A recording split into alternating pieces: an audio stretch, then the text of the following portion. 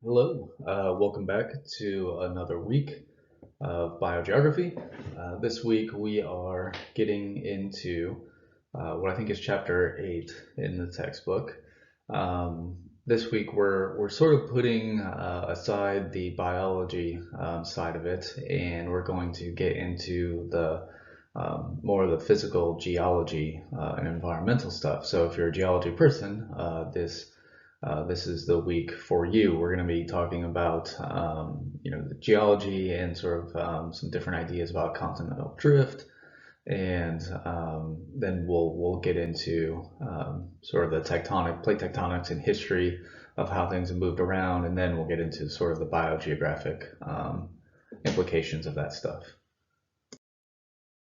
So, if if you're not familiar with geology, there's sort of a way that geologists sort of refer to a combination of things, and so there's some you'll see them sometimes referred to as TICO or TICO events, and what this refers to is tectonics and sea level change and climate change and oceanographic changes that all tend to occur when you have sort of large-scale continental movement as a result of continental drift and sort of the plate tectonics that's going on. So all of these things tend to sort of change at the same time.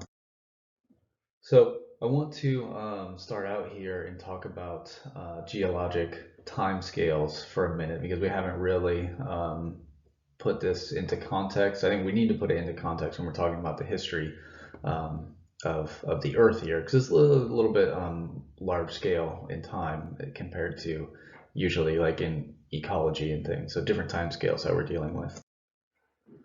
But like ecology, when we're classifying organisms and we do it with a hierarchy, there's a hierarchy to the Earth's history in terms of time.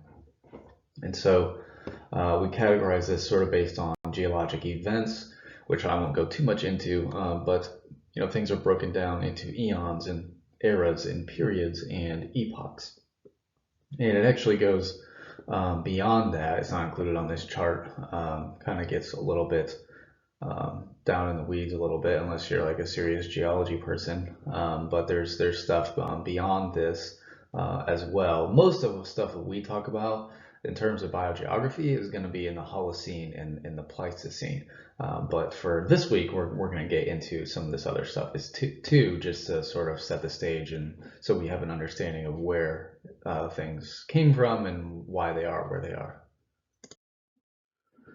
Um, so early geologists used fossils to assign relative dates to synchronize geologic chronologies from different locations. And so as you sort of go down through the earth and you get into the substrate and you go through these different layers, you're sort of going backwards in time. And geologists needed a way to sort of refer to times and sort of line things up. Like if you have a core from one location, you want to line it up to a core in another location. Like they're not going to just perfectly line up. So you have to have something in there, some sort of indicator that will allow you to match up time periods from different locations. And they used fossils to do this and basically saying like, oh, here's this type of fossil in this layer, and we found this type of fossil over here, so that must be the same time period over here. And you can sort of line things up and assign things relative dates in that way. Obviously, you can't get like a calendar date. You can't, unless you know the age of the fossil, which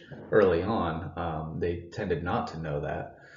So you couldn't really assign like, oh, this was 200,000 years ago, and this was 150,000 years ago. But you could say, okay, we found this type of fossil here in this layer, and this type of fossil in this layer. So this one, in this location must be, you could organize things that way. And they called these things index fossils, basically because they allowed them to synchronize areas. And it got to the point where they were so common, certain types of fossils were so common in the geologic record that they were able to be identified throughout lots of different samples. And obviously, that tends to reinforce the idea that, oh, the environments must have been different during different time periods, and you can start to line things up based off those time periods. And that all makes sense, especially in hindsight now. But as they were building this information, it was a little bit harder. But they used these index fossils because they were so common in certain layers, and these were things like planktonic microfossils and calcareous foraminiferans and radiolarians. Those specific types would all be, in specific layers, in specific orders, um, as you sampled through geologic strata. And so that allowed early geologists to sort of assign relative dates and say this layer is older than this layer, and so forth. But there's a lot of different tools. Even then, there were different tools, and now we definitely have different tools. So assigning dates to Earth's history requires the use of a lot of these different tools, including the fossils also still used, but also we use stable isotopes now. We use tree rings, we use ice cores, sediment cores, speleothems, which are these mineral deposit formations in caves, mineral luminescence, and there's others, and we'll come back to some of these later on in some other chapters as we talk more about Earth's history and some previous geologic periods.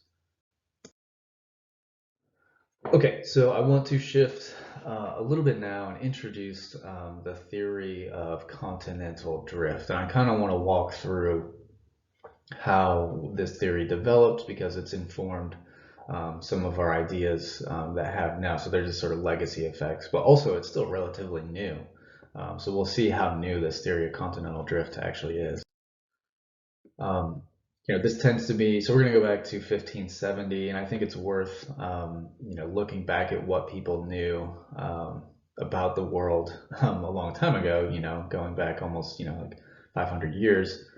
Um, and obviously this is a European centric viewpoint. Other cultures might have known more or less or different things about the world, but I think this map summarizes a lot of what was known in Europe about the world at the time. Is that you know they didn't quite they knew some things, like over here they had this mapped out pretty well, but the New World, um, the Americas weren't well known. Obviously, they knew they existed, but they got it wrong a little bit here. But they also had some ideas that the continents might have moved, and so some of the things that informed this map and other maps of this time period were that continents may have moved sort of up and down a little bit, or shifted up and down a little bit. Um, and they weren't really sure where exactly some things were, but they did have some ideas about continental movement. But it took a while to sort of develop some of these ideas. Charles Lyell, if you're familiar with him, very famous geologist, he was one of the first to put forth sort of a formalized theory about continental movement, and he thought that he came up with this theory of cycles of global climate change, and it was based off of the position of the continents. So he thought the continents kind of oscillated between these two sort of organizing these two formations. So basically, thought at some periods they were all along the equator, and some periods the continents were organized at the poles. And he thought that that difference would dictate the global climate. And so if you had them at the poles, you'd have extreme heat globally, and you would have extreme cold if they were at the poles. Now, this was wrong. He didn't quite get, like, this is not how continents move around. But he got a few things right here. So, like, first of all, he was one of the first to say maybe these continents do move, and he was right about that. They do, not like this, but they do move. And another thing he was right about was the fact that where the land masses are organized might influence global climate. Now, it's not quite to this extreme, but if you do have, if you do have most of the landmass concentrated in the northern hemisphere, then you're going to get more of a cold environment. And if you have more of the landmass concentrated in the southern hemisphere, then you might get a different, or nearer the equator, you might get a more hot, like, global climate. So it's not to this effect, but it does play a role, although it's pretty much dwarfed by the climate change, the anthropogenic climate change that we're currently undergoing. But he had some ideas that were right, and also wrong at the same time. In the mid 1850s, a scientist, Snyder Pellegrini, was one of the first people to accurately depict the geometric fit of the coastlines. And so they didn't necessarily have a mechanism for this at this point, but there were people noticing that coastlines tended to look like sort of like puzzle pieces that you could fit together. And so that meant, maybe they must have been together at some point. And so people were starting to think about these things and have some ideas about that.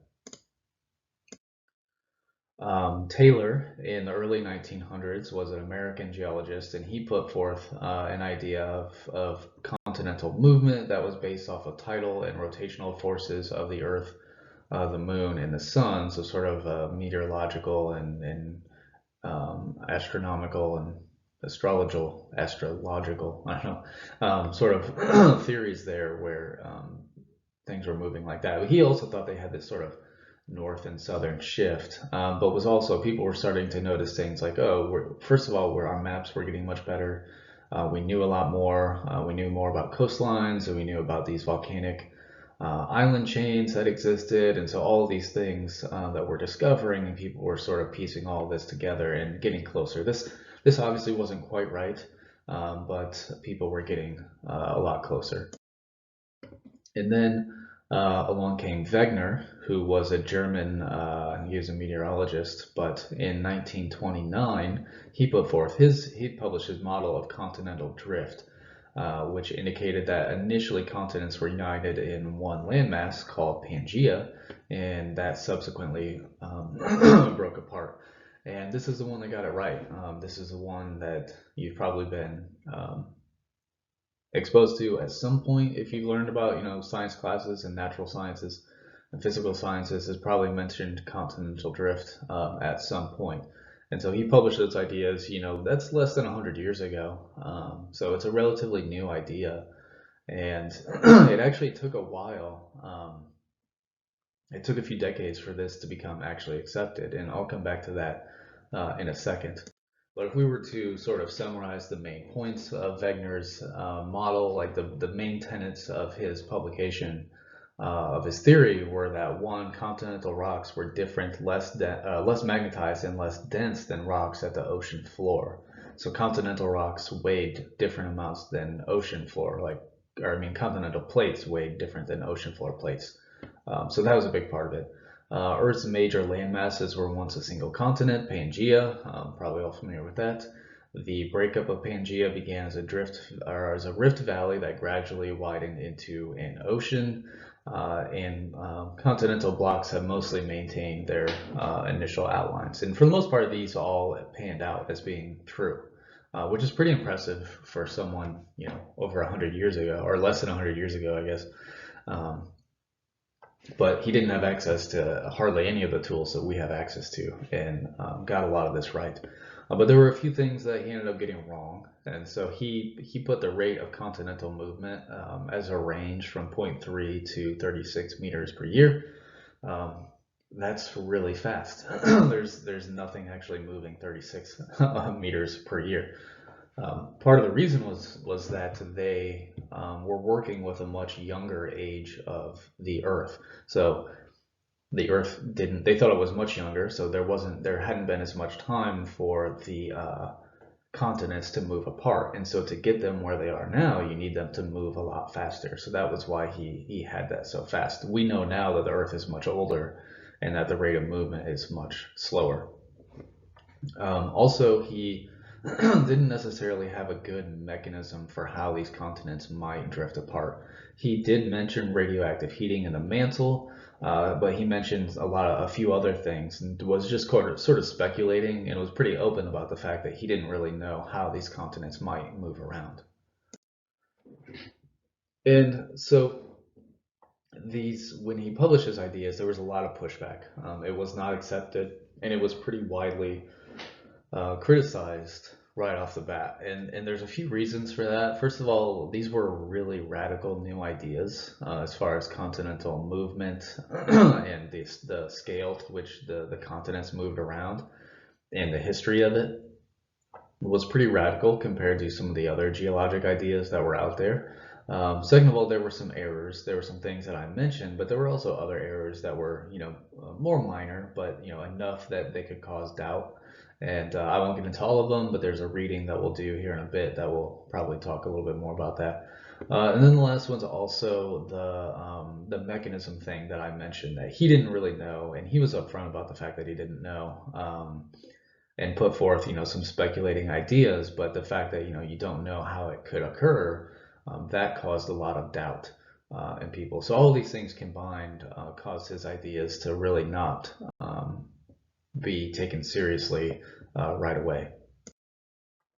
But he got it actually really close. So like our current model is basically, there's rising magma from the center of the Earth that pushes these continental plates apart, and you can get pockets that create these volcanic islands. And as these plates, these oceanic plates slide apart, they slide beneath the continental plates, and this is basically seafloor spreading and all of this. And I'll come back to this current model in a later video, but it was remarkable how much he ended up getting right with the limited evidence that he actually had.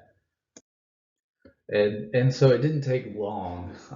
So it wasn't accepted right away, but it didn't take long for people to start gathering evidence that actually did support it. So by the mid 1950s, a team of scientists had discovered that the submarine mountain ranges that bisected the oceans were actually segments of a global system of mid-oceanic ridges. And this basically was the process of seafloor spreading that pushes the continents apart from each other. So that was one big piece of evidence that we discovered that was obviously very much in support of what Wegener had been saying. We discovered patterns in Earth's magnetism that can reveal the location of rocks and land masses when they were formed. So, the magnetism coming off the poles of the Earth is going to have different orientations based on the latitude of where the rock is when it's formed. And so you can get some information about the time period and the location of certain land masses based on the magnetism of the geologic strata. And so that can tell you, oh, it was over here at this time and over here. And so obviously that was another big piece of evidence in Wegener's that ended up being in support of Wegener's ideas. And then another major one was that during seafloor spreading, reversals in Earth's magnetic field are recorded as the magnetically sensitive iron crust cools. So you get this magma pushing up, and you get iron in the crust that gets superheated and then cooled, and then records. Iron is very magnetically sensitive, and so it records the magnetic position of Earth's magnetic field, or the position of Earth's magnetic field, and you get basically you get normal periodicity, and then you get reversed normal polarity and reverse polarity that sort of alternates back and forth for different amounts of time, and it's synchronized on both sides of this, and so it's very clear that these are pushing away from each other and that they line up with one another. And that can give you sort of an added chronology of how this occurs. And so that